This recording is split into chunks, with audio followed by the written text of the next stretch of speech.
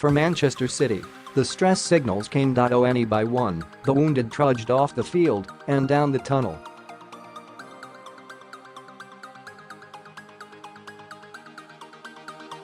Shortly before the interval, Kevin De Bruyne felt a tweak in his hamstring, stumbled over to the touchline, and after a chat with Pep Guardiola, he exited the fray.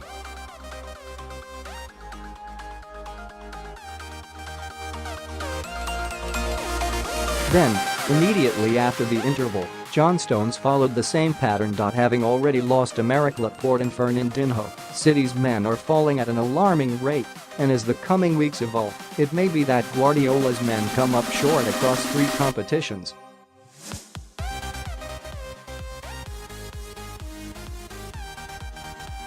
Briefly, we wondered whether this may become the kind of awkward away encounter that undermine title charges.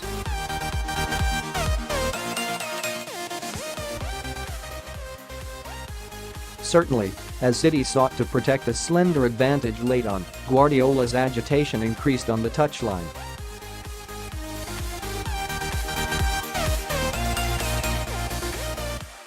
When Kyle Walker and Josh King squared up in front of the dugout, Guardiola himself stepped between the 2 players to ensure Walker did not end up in too much bother.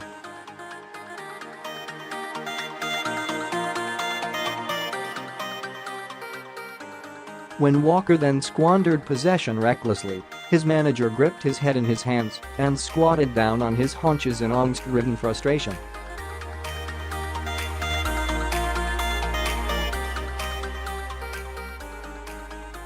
On the final whistle, there were bear hugs with his coaching staff and the kind of embraces that suggested City had overcome a significant hurdle.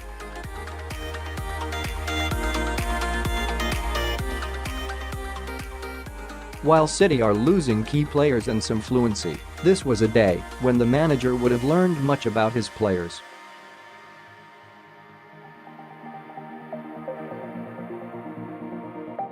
When the going got tough, the tough got going. Guardiola knows that City have no room for error in their gripping pursuit of Liverpool, and any dropped points at this stage would represent a drama.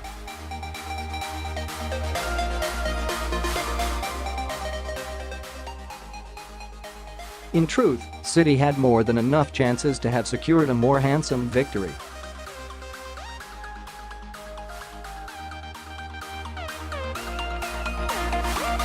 Still, this is a 5th victory in succession and puts pressure on Liverpool ahead of tomorrow's visit to Merseyside rivals Everton.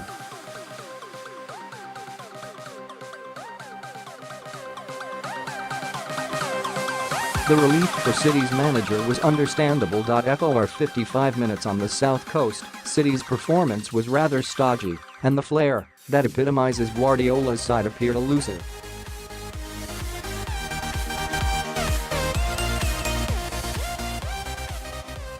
There is, also, a degree of perspective required. The violins will not be playing too loudly for a team that can bring the £60 million Riyad Mahrez from the substitutes bench, and it was the Algerian who crucially provided the deadlock.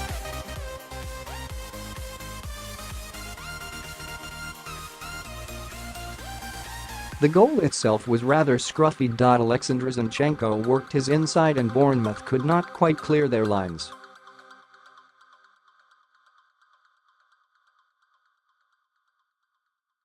David Silva took the ball on inside the penalty area, nudged it to his right towards Mahrez, who had time to control before scuffing a low finish past Artur Boruc at his near post.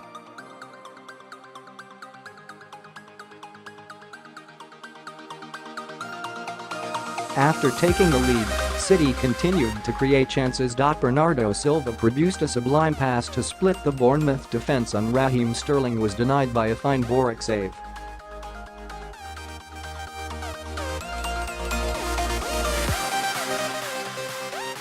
Boris then produced a more eye-catching intervention when Sterling broke through once more.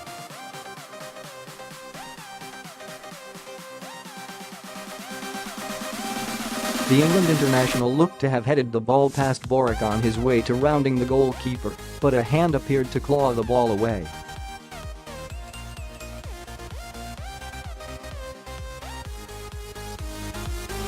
By the latter stages, The game enjoyed an openness that was not forthcoming in the first period.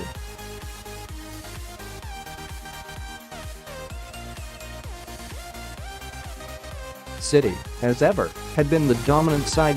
During the first half, City enjoyed over 80% of ball possession, and their hosts did not earn a corner or produce a shot on goal.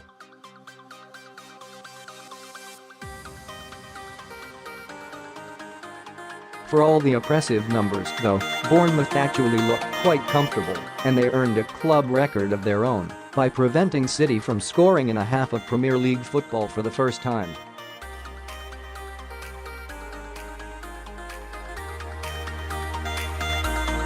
Yet even when City are a touch off colour, they continued to play, continued to create opportunities.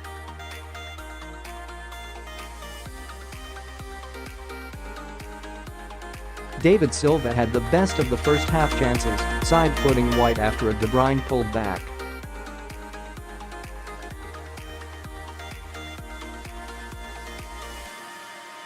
City also threatened from set pieces as Boric clawed down to deflect away a Jack Simpson miscue.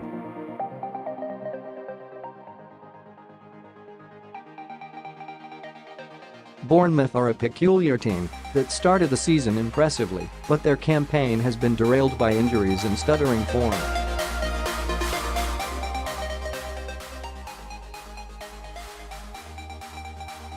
They have lost 9 consecutive away games, but they are a different beat at home, where had only been defeated by Liverpool in their last 7.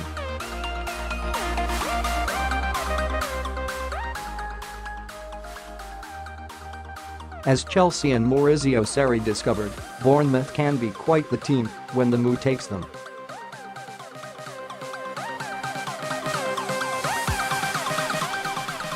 Eddie Howe's team were open and defensively dreadful at Arsenal during the week, and the 5-1 scoreline actually flattered them.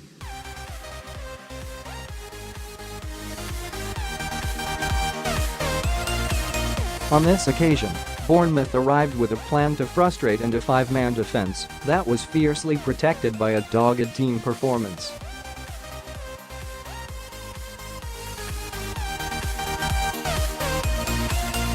David Brooks, a player that City let go to as a 16-year-old schoolboy, returned to midfield and added poise and quality to Bournemouth's performance.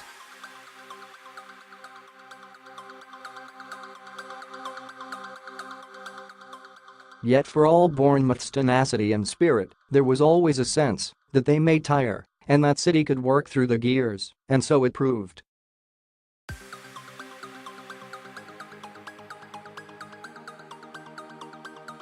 Get Man City latest news updates directly to your inbox. Subscribe. Thank you for subscribing.